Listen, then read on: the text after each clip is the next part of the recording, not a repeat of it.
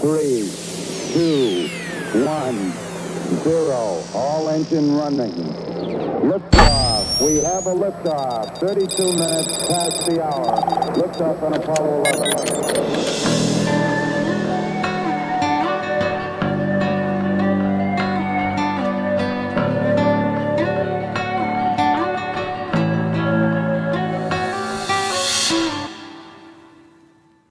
All right, welcome to Roots of Reality. I'm your host, Ben Baumann, and today I'm going to be talking about the history of uncertain times. So all of us at some point in our lives wish things were a bit simpler, and that the chaos of the world would just leave us alone, and that we could go on with our lives uninterrupted.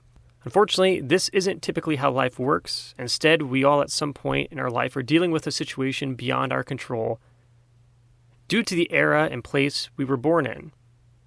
Because we are all born in a situation where there are challenges in history. And this isn't something new, because if we think about it, all of our ancestors also had to overcome historical challenges and live through times of uncertainty.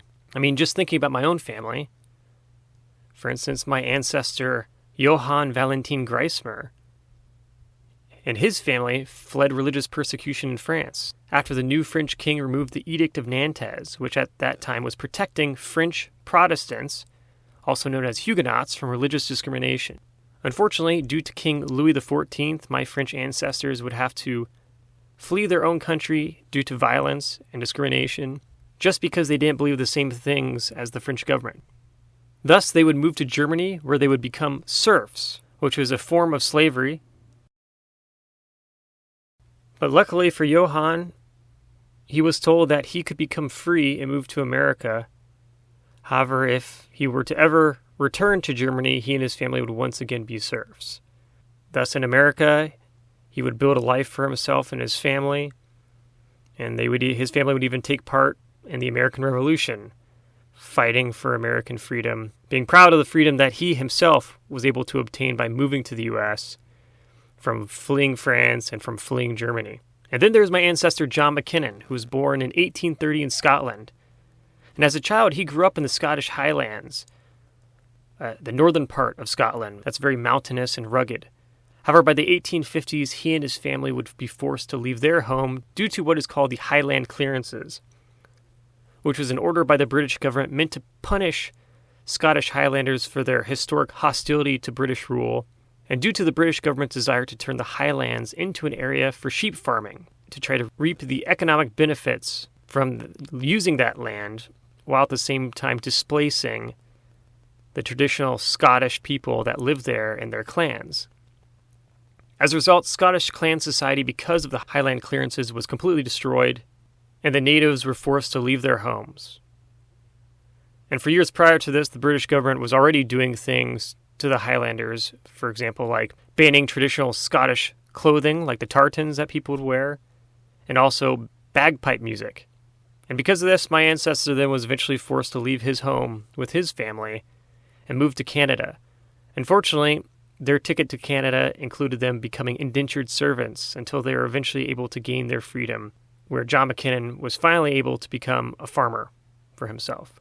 And finally, there is my ancestor Tom McGraw, who came to America probably around his 20s to start a new life with his brother Frank McGraw, both of which were fleeing the Irish potato famine, which killed about 1 million people in Ireland.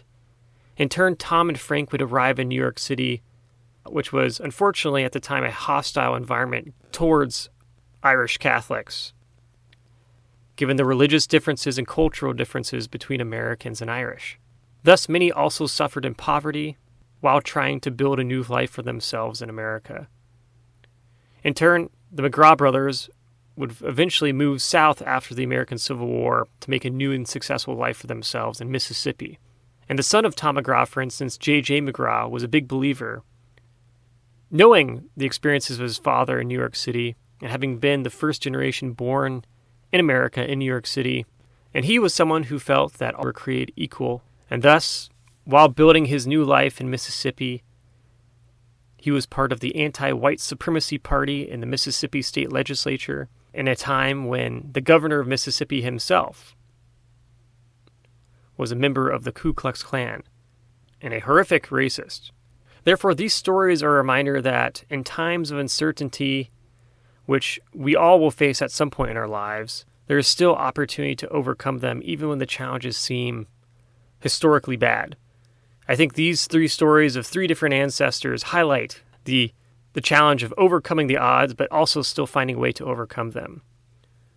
So today, you and I live in a world where military conquests are ongoing and authoritarians are on the rise, and perhaps the most important election in American history is about a month away.